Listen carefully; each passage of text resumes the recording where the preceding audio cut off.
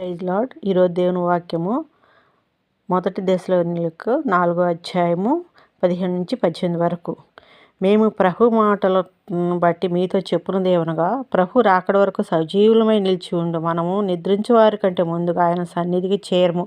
ఆర్భాటంతోనూ ప్రధాన దూత శబ్దంతోనూ దేవుని బూరతోనూ పరలోకం నుండి ప్రభు దిగివచ్చును. క్రీస్తునందుండి మృతులైన వారు మొదట లేతురు.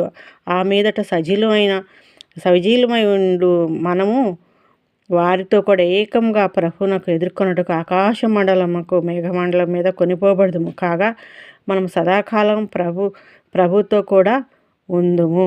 దేవునికి నామానికి మహిమ. ఈ వాక్యంలో ఏముంది? ఇది మనది శాశ్వతమైన లోకము కాదు, మనకు పరలోకం ఉంది. ముందు చనిపోయిన వారు లెగుస్తారు యేసుప్రభు రాకడ సమయంలో. తర్వాత మనం కూడా కలిసి యేసుప్రభు వారితో కూడా సదాకాలం ఉండటానికి వెళ్తాం.